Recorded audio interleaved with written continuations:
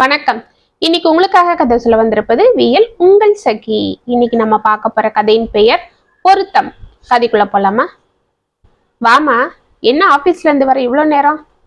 அப்பா, இன்னைக்கு புது ஆபீசர் வந்து டியூட்டில ஜாயின் பண்ணாருப்பா. அவருக்கு முக்கியமான ஃபைல்ஸ் எல்லாம் எடுத்து கொடுத்துட்டு சொல்லிட்டு வர லேட் ஆயிடுச்சு என்று கூறிக்கொண்டே வந்து தனது தந்தையின் அருகில் அமர்ந்தாள் லாவண்யா. ஆமா, இந்த ஆபீஸ்லயாவது விட்டு வை, இந்த ஆளு மேலேயும் எதையாவது கம்ப்ளைண்ட் பண்ணி ஊரை விட்டு ஓட விடாத என்று கூறிக்கொண்டே அவளுக்கு காப்பியை கொண்டு வந்து கொடுத்தாள் சுந்தரி. அம்மா, எனக்கு என்ன இதே பொழப்பா? வேற வேலை இல்லையா? ஒழுங்கா வேலையை மட்டும் பார்த்துக்கிட்டு நேர்மையா இருந்தா நான் ஏன் கம்ப்ளைண்ட் பண்ண போறேன் என்று காப்பி குடிக்க ஆரம்பித்தாள். ஆமாண்டி, நீ அப்படியே நேர்மையின் சின்னமா இருந்துட்டா எல்லாரும் அப்படிதான் இருக்கணும்னு சொல்லுவியா? அவங்களுக்கு தேவை, அதனால அவங்க லஞ்சம் வாங்குறாங்க. நமக்கு எதுக்குடி அந்த பொல்லாப்பு? அவங்க வயிற்றுல நாம ஏன் கொட்டிக்கணும்? ஏய் சுந்தரி, என்ன பேசுற?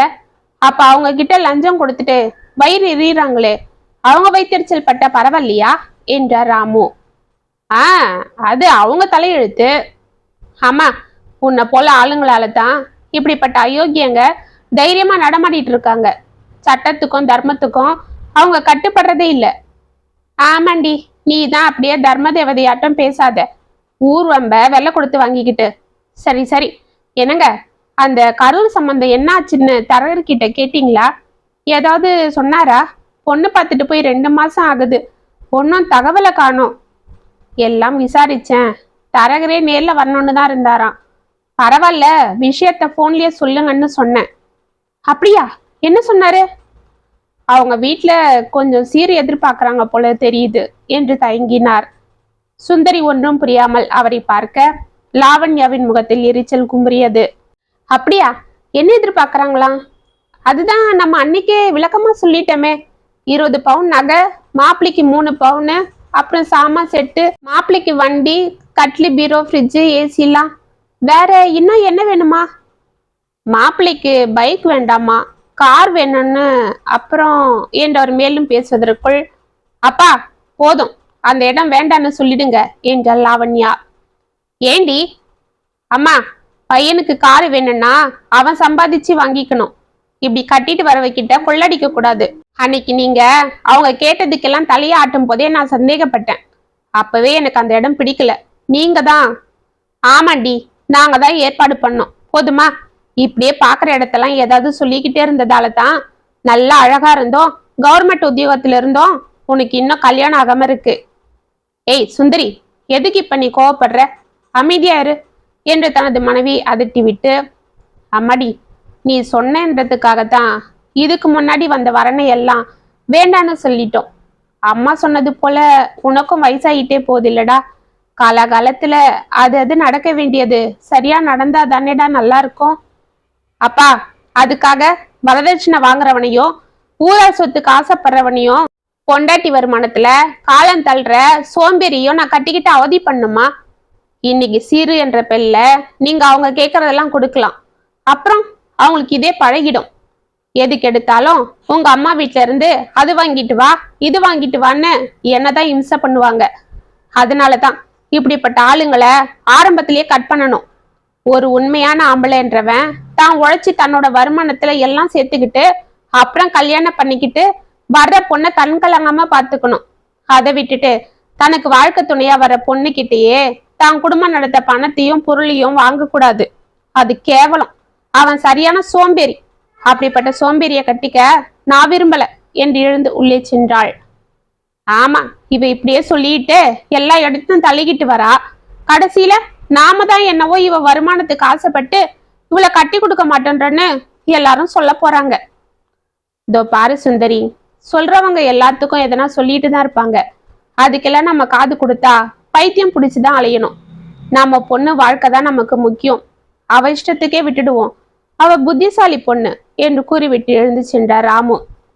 ஆமா, அப்பா கேத்த பொண்ணு, பொண்ணுக்கேத்த அப்பா, எப்படின்னா போங்க என்று முந்தானியை எடுத்து உதறிவிட்டு இடுப்பில் செருகி கொண்டு உள்ளே சென்றாள் சுந்தரி. 1 வாரம் சென்றது. அன்று காலை தனது ஸ்கூட்டியை வாசல் நிறுத்திவிட்டு அந்த பெரிய வீட்டின் கேட்டை திறந்து கொண்டு உள்ளே சென்ற லாவண்யா காலிங் பெல்லை அழுத்தினாள். சற்று நேரத்தில் கதவை திறந்த ஒரு மூதாட்டி லாவண்யாவை உற்று பார்த்தாள். அம்மா, சந்திரன் சார் வீடு என்று தயங்கினாள் லாவண்யா. ஆமாம்மா, சந்திரன் வீடு தான் இது. நான் அவங்க அம்மா தான் என்றாள் அந்த மூதாட்டி. என் பேரு லாவண்யா. நான் சார் கூட தான் வேலை பார்க்குறேன். சாரை பார்க்கணும். அப்படியா, வாமா, வா உள்ள வா என்றவளை அழைத்து சென்று உள்ளே சோஃபாவில் அமர வைத்தாள். லாவண்யா தயக்கத்தோடு உள்ளே சென்று அமர, இருமா இதோ வந்துடுறேன் என்றவள் உள்ளே சென்றாள். சற்று நேரத்தில், வாங்க ஆண்டி என்று அழைத்து கொண்டு ஒரு சின்னஞ்சிறிய பெண் கையில் தண்ணீர் சொம்பு கொண்டு வந்து அவளிடம் கொடுக்க, குடிங்க ஆண்டி என்றாள். அவள் பின்னால் ஒரு சிறுவன் நின்று கொண்டு தனது குண்டு குண்டு கண்களினால் லாவண்யாவை விழித்து பார்த்து கொண்டிருந்தான். அவர்களை பார்த்ததும் லாவண்யாவின் முகத்தில் புன்னகை அரும்பியது. அவளையும் அறியாமல் அவர்கள் மேல் ஒரு வாஞ்சை ஏற்பட்டது. அவள் கொடுத்த தண்ணீரை வாங்கி கொண்டு, உன் பேரு என்னடா என்றாள். என் பேரு அபிநயா. இது என் தம்பி ஆகாஷ். ஓ அப்படியா, வெரி குட். என்ன படிக்கிறீங்க? நான் 4th, என் தம்பி 1st ஸ்டாண்டர்ட். ஓ, சந்திரன் சார் பசங்களா நீங்க என்று ஆவலாக கேட்டாள். ஆமா லாவண்யா, ஏன் பசங்க தான் என்று கூறிக்கொண்டு அங்கு வந்தான் சந்திரன். அவனை பார்த்து டக்கன அவள் எழுந்து கொள்ள, நோனோ உட்காருங்க, இது ஒன்னும் ஆபீஸ் இல்ல என்று சிரித்து கொண்டே எதிரில் இருந்த சிங்கிள் சோஃபாவில் அமர்ந்தான். சார், ஃபைலு என்று தனது பேக்கில் இருந்த ஃபைல் எடுத்து அவனிடம் கொடுத்தாள். அதை வாங்கி கொண்ட சந்திரன், சாரி லாவண்யா, உங்களுக்கு சிரமம் கொடுத்துட்டேன். இது ஒன்றும் அர்ஜென்ட் இல்லை, நாளைக்கு வந்து பார்த்துக்கலான்னு தான் இன்னைக்கு லீவ் போட்டேன். கடைசியில் அந்த ஆஃபீஸர் சீக்கிரமா இன்னைக்கே முடிச்சு அனுப்பணும்னு சொல்லிட்டாரு. அதுதான் உங்களை அலைய வைக்க வேண்டியதா ஆயிடுச்சு. என்ன சார், இது ஒரு பெரிய வேலையா என்று அவள் கூறிக்கொண்டிருக்க, பரவாயில்லையே, ரொம்ப நல்ல பொண்ணா இருக்கியம்மா என்று கூறிக்கொண்டே காப்பியை கொண்டு வந்து அவளிடம் கொடுத்தாள் அந்த மூதாட்டி. அம்மா, இவங்க தான் லாவண்யா, என் கூட வேலை பார்க்குறாங்க. ஆ சொன்னாப்பா. ஆமா அம்மாடி, உங்க வீடு எங்க இருக்கு? இங்கதான் பக்கத்துல தாம்மா என்றாள் லாவண்யா. அப்படியா என்று அவளை அன்போடு பார்த்த அந்த மூதாட்டி, உன்னை பார்த்தா ரொம்ப நல்ல பொண்ணா தெரியுது, பார்க்கவும் லட்சணமா இருக்க. லாவண்யா, இவங்க தான் எங்க அம்மா, பேரு பார்வதி என்றான். அம்மா, லாவண்யா நல்ல பொண்ணு மட்டும் இல்ல, ரொம்ப தைரியசாலியும் கூட. அப்படியா? ஆமாம்மா, எனக்கு முன்னாடி இருந்த ஆபீசரை லஞ்சம் வாங்குறாருன்னு இவங்க தான் தைரியமா கம்ப்ளைண்ட் பண்ணி அவரை வேலையை விட்டு தூக்க வச்சிட்டு இருக்காங்க என்று சிரித்தான். அப்படியம்மா என்று ஆச்சரியமாக அவளை பார்த்தாள் பார்வதி. அதெல்லாம் ஒண்ணும் இல்லம்மா, சார் கொஞ்சம் அதிகமா சொல்றாரு. எங்கேயாவது அநியாயம் நடந்தா என்னால சகிச்சுக்க முடியாது, தைரியமா தட்டி கேட்பேன். அதுவும் மக்களுக்கு சேவை செய்ய வேண்டிய கவர்மெண்ட் ஆபீசருங்களே அப்படி செஞ்சா எப்படி? அதுதான் என்றாள் அமைதியாக. பரவாயில்ல, என் பையனை போலதான் நீயும்னு நினைக்கிறேன். அவனும் இப்படிதான் நேர்மையா இருக்கிறதால தான் 6 மாசத்துக்கு ஒரு வாட்டின்னு ஊர் ஊரா சுத்திட்டு இருக்கோம் என்று சிரித்தாள் பார்வதி. ஆமாம்மா, சாரை பத்தி கேள்விப்பட்டேன். அவரு கூட வேலை பார்க்கறது எனக்கு ரொம்ப பெருமையா இருக்கு. ஆமா பசங்களா, இன்னைக்கு நீங்க ஸ்கூலுக்கு போகலையா? இல்ல ஆண்டி என்றனர் இருவரும் கோரஸாக. ஏன், உடம்பு ஏதாவது சரியில்லையா? இல்ல, இன்னைக்கு அம்மாக்கு நினைவு நாள், அதுதான் அப்பாவும் லீவ் போட்டுட்டாரு, நாங்களும் லீவ் போட்டுட்டோம் என்ற அபி கூற லாவண்யாவின் முகம் அதிர்ச்சியை காட்டியது. டக்கன் அவள் சந்திரனை பார்க்க அவன் அமைதியாக தலையை குனிந்து கொண்டான். அதே அதிர்ச்சியோடு அவள் அங்கிருந்த சுவற்றை பார்க்க அங்கே ஒரு அழகிய இளம் பெண்ணின் போட்டோ மாலையுடன் தொங்கிக் கொண்டிருந்தது. அதை பார்த்து அதிர்ந்து நின்றாள் லாவண்யா. என்னம்மா அப்படி பாக்குற? அதுதான் என் மருமக மாலா. பேருக்கேத்தா போலவே அந்த மலரை போல ரொம்ப சாந்தமானவ. இந்த வீட்டையும் எங்களையும் அன்பால் அடிமையாக்கி வச்சிட்டு இருந்தா. மவராசி இப்பதான் 2 வருஷம் முன்ன சுமங்கலியா போய் சேர்ந்துட்டா. அப்படியா என்று அந்த மழலைகளை அணைத்தபடி, அவங்களுக்கு என்ன ஆச்சு என்றாள். ஏதோ வயிற்றுல கேன்சர்னு சொன்னாங்க. அடிக்கடி வயிற்று வலின்னு சொல்லுவா.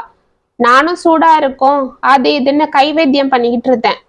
ஒரு நாள் ரொம்ப முடியாம புழுவா துடிச்சிட்டா. அப்பதான் இவன் பதறிக்கிட்டு ஆஸ்பத்திரிக்கு கூட்டிட்டு போனான்.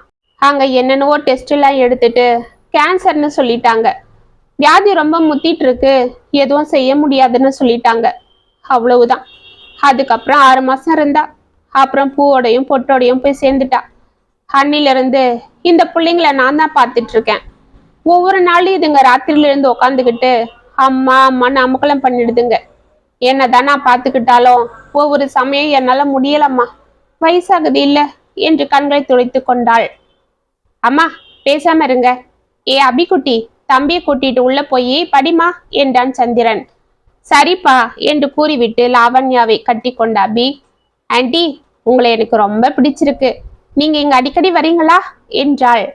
ஆமா ஆண்டி என்று ஆகாஷும் அவளை கட்டி கொள்ள, கண்டிப்பா வரேன்டா குட்டீஸ் என்று அவர்களை இறுக அணைத்து முத்தம் கொடுத்தாள்.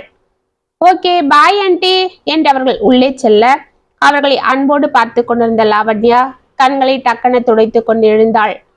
அப்ப சரி சார், நான் கிளம்புறேன், அம்மா வரம்மா என்றாள். அம்மாடி ரொம்ப சந்தோஷம்டா கண்ணு, நீ தப்பா எடுத்துக்கலனா உன்கிட்ட ஒன்று கேட்கவா என்றாள் பார்வதி. சொல்லுங்கம்மா. நீ அடிக்கடி சிரமம் பார்க்காம இங்க வந்துட்டு போமா, பாவம் அந்த பிள்ளைங்க இதுவரை இவ்வளோ பாசமா டக்குன்னு யார்கிட்டையும் ஒட்டி நான் பார்க்கல, என்னவோ தெரியல உன்னை பார்த்து இப்படி ஒட்டிக்கிடுச்சுங்க என்றாள். அதுக்கு என்னம்மா, எனக்கும் அவங்கள விட்டு போகவே மனசு வரல. சரி நான் அடிக்கடி வரேம்மா. சார் நான் வரலாமா என்று லேசாக சிரித்து கொண்டே சந்திரனை பார்த்தாள். என்ன லாவண்யா இப்படி கேட்குறீங்க, நீங்க தாராளமா வரலாம் என்றான் சந்திரன். அன்றிலிருந்து லாவண்யா அவர்களை வீட்டிற்கு அடிக்கடி வந்து போக என்று இருக்க ஆரம்பித்தாள். பிள்ளைகளும் ஆன்டி ஆன்டி என்று அவளிடம் அன்போடு ஒட்டி கொள்ள, அவர்கள் செய்யும் குறும்புத்தனங்களை எல்லாம் தனது தாயிடம் கூறி மகிழ்ந்து கொண்டிருப்பாள். பார்வதியும் அவள் வருவதனால் பிள்ளைகள் சந்தோஷமாக இருப்பதும் தனக்கும் ஏதோ மனதுக்கு நிறைவோடும் இருப்பதாக உணர்ந்தாள். அன்று மாலை அபி, ஆகாஷ் என்று அழைத்து கொண்டு லாவண்யா உள்ளே வர, பிள்ளைகள் இருவரும் சோஃபாவில் சோர்வாக அமர்ந்து கொண்டிருந்தனர். லாவண்யாவை பார்த்ததும் எழுந்து சென்று அவளை கட்டி கொண்டனர். என்னடா ஏன் 2 பேரும் டல்லா இருக்கீங்க என்று அவள் கையில் இருந்த ஸ்வீட் பாக்ஸை அவர்களிடம் கொடுத்தாள். ஆன்டி, பாட்டிக்கு உடம்பு சரியில்லை, நாங்க ஸ்கூல்ல இருந்து வரும்போதே படுத்துட்டு இருந்தாங்க. அடக்கடவுளே, எங்க அவங்க? உள்ளதான் இருக்காங்க. அப்பாக்கு கூட போன் போட்டோம், அப்பா வேலை இருக்கு, அதை முடிச்சிட்டு வந்துடுறேன், அது வரை பாட்டியை பார்த்துக்கோங்கன்னு சொன்னாரு என்றாள் அபிநயா. ஆமா, இன்னைக்கு அவருக்கு முக்கியமான மீட்டிங் இருக்கு, சரி வாங்க என்று உள்ளே அவர்களை அழைத்து சென்றாள். அங்கு பார்வதி கட்டிலில் முனறி கொண்டு படுத்திருக்க அவளை தொட்டு எழுப்பினாள். உடல் அனலாக கொதித்து கொண்டிருந்தது.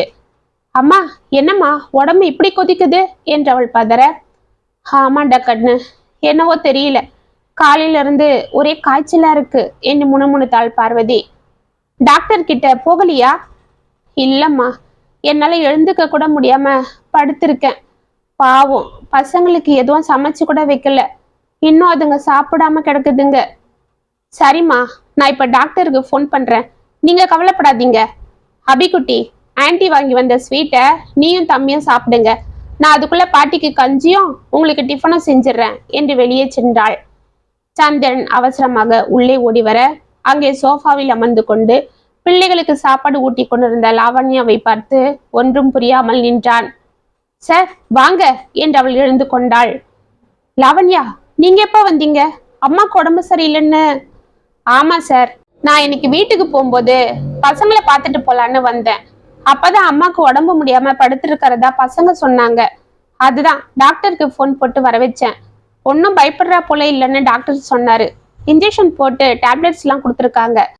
அவங்களுக்கு கஞ்சி கொடுத்து மருந்து கொடுத்துருக்கேன், பசங்களுக்கும் சாப்பாடு செஞ்சு கொடுத்துட்டு இருந்தேன் சார் என்றாள். அவளை நன்றியோடு பார்த்துவிட்டு உள்ளே சென்றான். உள்ளே பார்வதி அயர்ந்து தூங்கி கொண்டிருந்தாள். அமைதியாக அவளுக்கு போர்த்தி விட்டு வெளியே வந்து, தேங்க்ஸ் லவண்யா என்றான் கண்கள் கலங்க. சார் என்ன சார் இதுக்காக?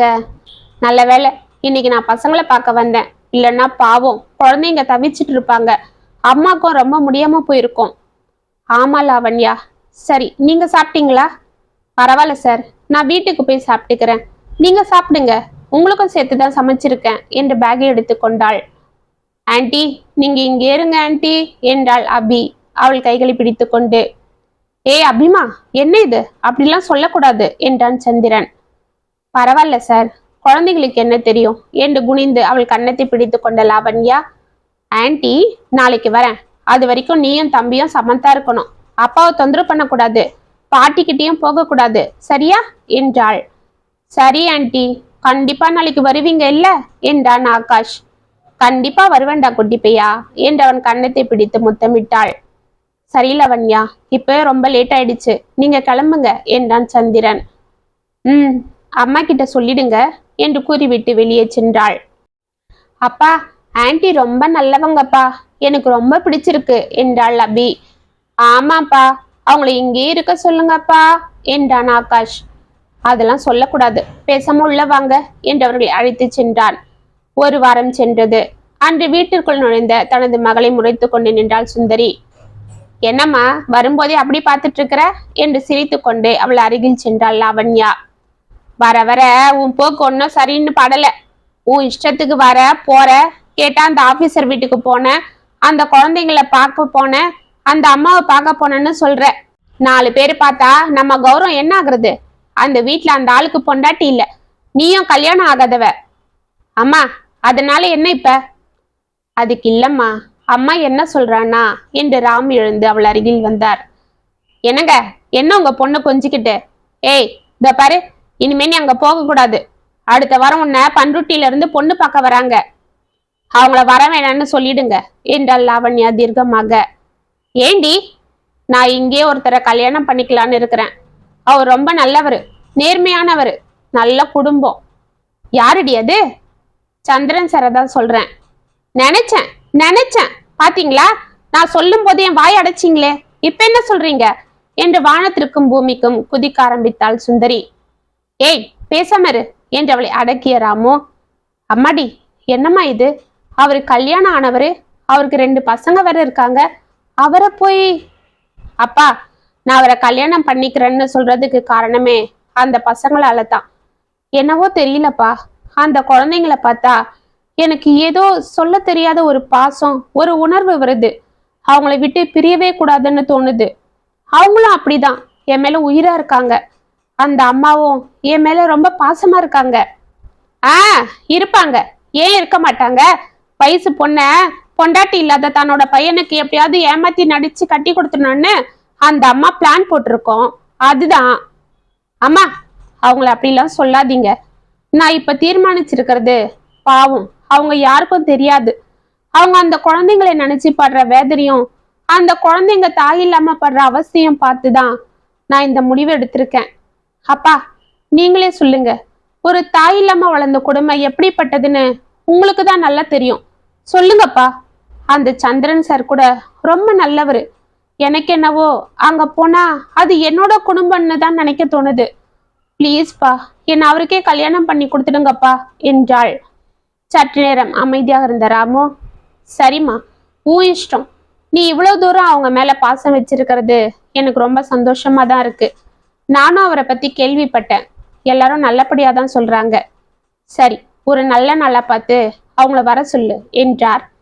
என்னங்க, என்ன இது என்று சுந்தரி கத்த. லாவண்யா, நீ உள்ள போமா, உங்க அம்மாக்கு எல்லாமே லேட்டா தான் புரியும், நான் அவளுக்கு புரிய வைக்கிறேன் என்றார். லாவண்யா சிரித்து கொண்டே உள்ளே சென்றாள். மறுநாள் மாலை பார்வதியிடம் சென்று லாவண்யா விஷயத்தை கூற பார்வதிக்கு சந்தோஷம் பிடிபடவில்லை. அவள் லாவண்யாவை வாரி அணைத்து முத்தமிட்டாள். மறுநாள் காலை ஆபீஸிற்கு வந்த சந்திரன் அங்கே தனது சீட்டில் அமர்ந்து கொண்டு மும்மரமாக வேலை செய்து கொண்டிருந்த லாவண்யாவை உள்ளே தனது அறைக்கு வரும்படி கூறிவிட்டு சென்றான். லாவண்யாவும் உற்சாகத்தோடு உள்ளே செல்ல, வாங்க லாவண்யா, இப்படி உட்காருங்க என்றான் எதிர் சீட்டை காண்பித்து கொண்டு. லாவண்யா அமர்ந்ததும், நேத்து நைட்டு நான் வீட்டுக்கு போனதும் அம்மா நீங்க வந்துட்டு போனதாகவும் ஏதோ ஒரு விஷயத்த சொன்னதாகவும் சொன்னாங்க, அது உண்மைதானா என்றான் அமைதியாக. லாவண்யா வெட்கத்தோடு அவனை பார்த்து தலையசைத்தாள். லாவண்யா, நீங்க அதை பத்தி மறந்துடுங்க, எனக்கு அதுல விருப்பம் இல்லை என்றவன் கூறியதும் டக்கன தலையை நிமிர்த்தி அவனை பார்த்தாள். ஆமா லாவண்யா, அது நடக்காது, நடக்கவும் கூடாது. ஏன் சார், எதுக்கு? ஒருவேளை என்ன உங்களுக்கு... நோனோ, அப்படிலாம் இல்லை, ஆனா இது சரிப்படாது. அதுதான் ஏன்? நான் உங்க குடும்பத்துக்கு ஏத்தவில்லைன்னு நினைக்கிறீங்களா? லாவண்யா, அப்படிலாம் நான் வாய் தவறி கூட சொல்ல மாட்டேன். உங்களை பார்த்தா யார் தான் அப்படி சொல்லுவாங்க? நீங்க என் குழந்தைங்க மேல வச்சிட்டு இருக்கிற பாசமும் எங்க அம்மா மேல காட்டுற அன்பும் பார்த்து நானே உங்களை ரொம்ப மதிக்கிறேன். ஆனா ஆனா என்ன சார், இவ்வளவு மதிப்பு வச்சிட்டு இருக்கிற நீங்க எதுக்கு நான் உங்க வீட்டுக்கு வரக்கூடாதுன்னு சொல்றீங்க? லாவண்யா, அது சொன்னா அதை நான் எப்படி சொல்றதுன்னு தான் தெரியல. பரவாயில்ல, சொல்லுங்க, நான் எதுக்கு உங்க குழந்தைங்களுக்கு அம்மாவா வரக்கூடாதுன்னு சொல்றீங்க என்று தொண்டையை அடைக்க கேட்டாள். லாவண்யா, தயவு செஞ்சு சங்கடப்படாதீங்க. என்னால அதை பார்க்க முடியாது. என் குழந்தைங்களுக்கு தாயா வர ஆசைப்படுற நீங்க என்ன கல்யாணம் பண்ணிக்கிட்டா உங்களுக்குன்னு ஒரு குழந்தைய பெத்துக்க முடியாது. ஏன்னா என் மனைவிக்கு அடிக்கடி உடம்பு சரியில்லாம போனதால அவளால குடும்ப கட்டுப்பாடு ஆப்ரேஷன் பண்ணிக்க முடியாதுன்னு நான் ஆப்ரேஷன் பண்ணிக்கிட்டேன். அதனால தான் சொல்றேன் என்றான் தயங்கி கொண்டு. லாவண்யா கண்களை துடைத்து கொண்டே, அட அவ்வளவுதானா என்றாள் லேசான புன்னகையோடு. லாவண்யா, என்ன சொல்றீங்க? கல்யாணம் ஆனதும் ஒரு பொண்ணு ஆசைப்படுறது தான் ஒரு குழந்தைக்கு தாயகணும்ன்றதுதான். அதுதான் நான் ஏற்கனவே தாயாகிட்டேனே, அப்புறம் என்ன என்று அவள் கூறியதும் டக்கன அவளை நிமிர்ந்து பார்த்தான். ஆமா சார், ஒரு குழந்தை இல்ல, 2 குழந்தைக்கு நான் அம்மா. அவங்க போதும் சார் எனக்கு. இனிமே அதுக்கு எனக்குன்னு ஒரு குழந்தை. நான் உங்களை கல்யாணம் பண்ணிக்க நினைச்சதுக்கு காரணமே என் அபியும் ஆகாஷும் தான். தயவு செஞ்சு எங்களை பிரிச்சுடாதீங்க. என்னால் அதை தாங்கவே முடியாது. அவளை ஆச்சரியமாகவும் அதிர்ந்தும் பார்த்து கொண்டிருந்த சந்திரன், லாவண்யா, என் மனைவி இறந்து போகும்போது என் குழந்தைங்களை பத்திரமா பார்த்துக்கோங்கன்னு சொன்னான். நானும் அவங்களை எவ்வளவு பார்த்துக்கிட்டாலும் ஒரு தாயை போல பார்த்துக்க முடியல.